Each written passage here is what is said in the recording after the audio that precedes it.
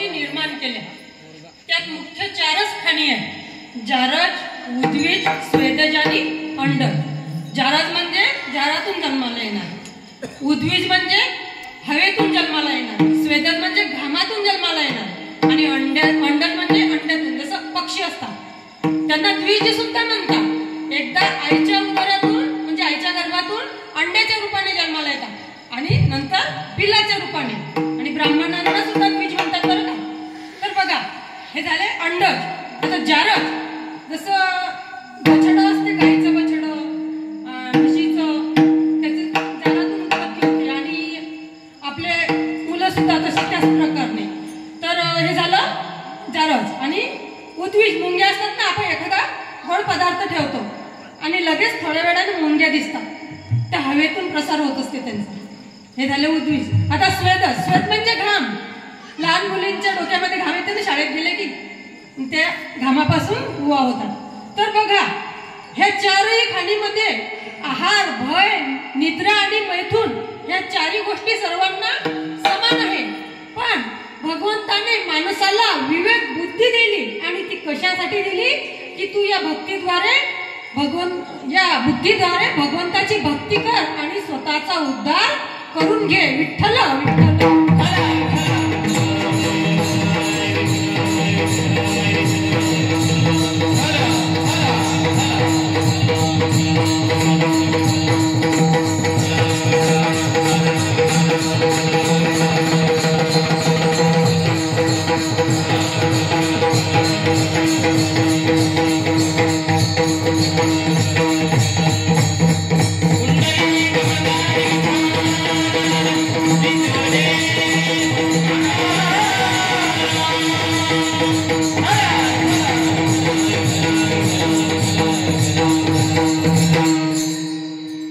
माणसाला भगवंताने स्वतःचा उद्धार करण्याकरता चांगला चानस दिला, पण आपल्याला ते कळत नाही, ज्ञान नाही की हा देह कशासाठी मिळाला.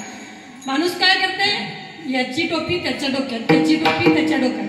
म्हणजे जे करायचं पाहिजे ते करत नाही, जे नाही करायला पाहिजे ते करते. मागच्या वर्षी आमच्या गावात काय झालं, एक मुलगा होता. आता सगळीकडे सारखंच आहे म्हणा, तुमच्याकडे कदाचित तसं तसे, आमच्याकडे मुलं जास्त आहे, मुली कमी आहे.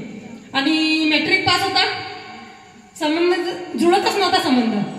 बरेच मुली इकडच्या आले, यांनी त्याला पसंत केलं मुलींना, पण त्यांनी काही परत निरोप दिला नाही. शेवटी या मुलाच्या वडिलांनी या मुलाला सांगितलं, बघ म्हणे बेटा, आता उद्या तुला बघायला पाहुणे येणार आहे आणि कसंही करून उद्याचा संबंध पक्का झालाच पाहिजे. म्हणे ठीक आहे. म्हणे आपण असं करू, मी सांगेन त्यांना, तुझी मॅट्रिक तर झालेलीच आहे आणि मुली तुला जास्त शिकलेली आहेत, आता मी त्यांना सांगेन की माझा मुलगा SSC झालेला आहे आणि संस्कृत पण छान बोलतो. म्हणे ठीक आहे बाबा, पण म्हणे बाबा त्यांच्या समोर जर योगाला संस्कृत बोलायचं तर मग काही हरकत नाही म्हणे, अगदी सोपा आहे. म्हणे कसं, काही नाही म्हणे, अनुस्वार देऊन टाकायचा. जसं आपण म्हणतो रामेश्वरला रामेश्वरम, मणिपुरम म्हणायचं, म्हणे अनुस्वार देऊन टाकायचा. म्हणे म्हणे ठीक आहे. आणि दुसऱ्या दिवशी हा जाते शेतात गाळं घेऊन, ते कुठल्याचा भर आणण्यासाठी. इकडे पाहुणे येतात, याचे वडील हातपाय धुवायला पाणी वगैरे देतात पाहुण्यांना. तेवढ्यात तो येते गाळं घेऊन येते. ते बैल, आता आमचं गाव खेड आहे म्हणून आमच्या गावामध्ये ते बैलाच्या खांद्यावरचं जो काढलं की ते काय असते, तुम्ही काय म्हणता, दोराला वेस्टर्न म्हणता का, आमच्याकडे त्याला येठण म्हणतात. तर बघा, तो मुलगा ते असं वेस्टर्न दोराचं ते गुंडाळते. त्याचे वडील बघतात त्याच्याकडे आणि पाहुण्यांना सांगतात, बघा हा माझा मुलगा आहे, SSC पास झालेला आहे आणि संस्कृत पण अगदी सुंदर बोलतो. ते पाहुण्यांना वाटते की खरंच कदाचित खरी गोष्ट अशी, ते बघायला लागतात. हा इशारा करते. आता अगोदरच्या दिवशी सांगितलेलं असते की काही नाही, फक्त अनुस्वार द्यायचा. मुलाच्या लगेच लक्षात येते, ते येठण घेते हाती, म्हणते बाप म्हणते काय बेटा, तर म्हणते येठम ठेवम कुठम, आणि तिथं कुंटी असते, म्हणते बेटम येठम ठेवम खुंटम. ते पाहुणे म्हणतात, वा काय संस्कार आहे, काय संस्कृती आहे, वा आम्हाला तुमचा मुलगा पसंत आहे. म्हणते थांबा आता जेवणच करून जा, पसंती झाली ना आता चहान पोहे बाजूले, आता घरात सांगते म्हणते चांगली घोट बासुंदी आणि भजाईचा घाणका आणि मस्त वडापाव, मस्त बसतात, जेवण वगैरे होतात. आता म्हणते चला तुम्हाला आपल्या धान्याचं गोडाऊन दाखवतो. गोडाऊन मध्ये नेतो. आता काय असते की खूप मोठी पोत्यांची रांग लागलेली असते. समोरची जी रांग असते ना पोत्यांची, त्यामध्ये धान्य असते ज्वारी, आणि त्या ज्वारीच्या मागचे पोते सगळे कुटारात भरेल असतात. हा मुलाचा बाप काय करते, दाभण घेते, दाभण वरच्या पोत्यात खोसते तो दाभण आणि बाहेर काढते. जसं बाहेर काढते ना तसं ज्वारीचे टप्पोरे दाणे हातावर पडतात. मुलीचा बाप म्हणते बापरे काय धान्य आहे, काय लक्ष्मी आहे तुमच्या घरी, भरभराट आहे लक्ष्मीची, आमची मुलगी तुमच्या घरी पोटानं पोटभर खाईन, तुमचा आमचा संबंध पक्का. विठ्ठल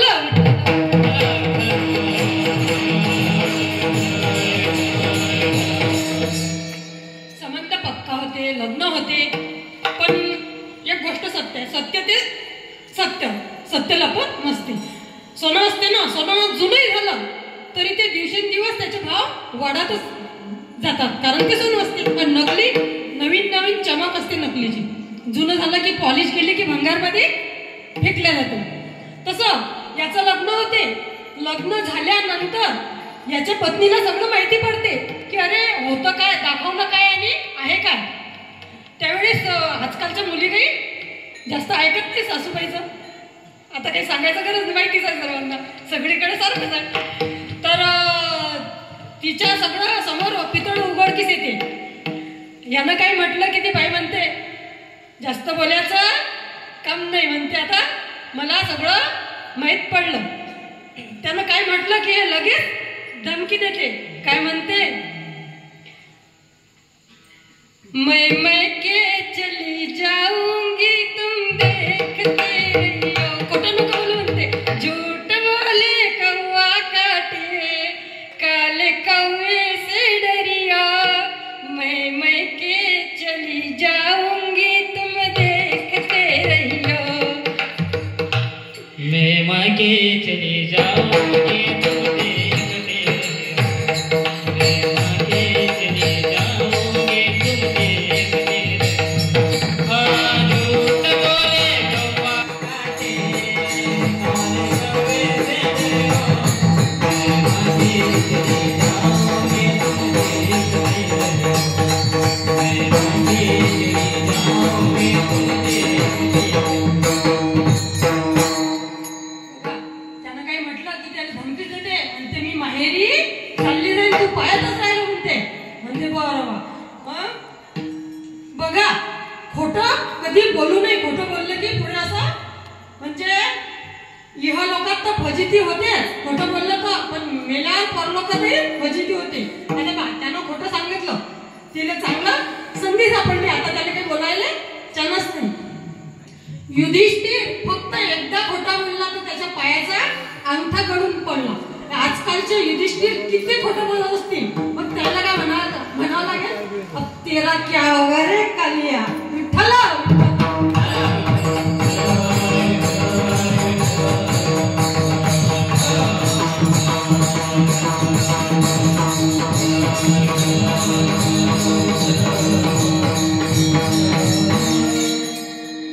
विनोदाचा भाग सोडून द्या. विनोद यासाठी करायला लागते की काही काही म्हणजे श्रोते तीन प्रकारचे असतात. तीन प्रकारचे म्हणजे हौसे गौसे नवसे नाही बरं. तीन प्रकारचे म्हणजे काही श्रोत्यांना विनोद आवडते, काही श्रोत्यांना संगीत आवडते आणि काही श्रोत्यांना अध्यात्म आवडते. पण माझ्या मते संगीत आणि विनोद हे तुम्ही मोबाईलमधून टीव्ही मधून प्राप्त करून घेऊ शकता, मिळवून घेऊ शकता. पण कीर्तन हे म्हणजे अध्यात्म हे कीर्तनातूनच प्राप्त होते. आणि त्यासाठीच तुकाराम महाराजांनी आपली कीर्तनातून भक्ती करायला सांगितली, त्यांनीही केली आणि दुसऱ्यांनाही सांगितले. आणि भक्ती करता करता त्यांना देहाचा विसर पडला. अभंगाचं तिसरं चरण असो.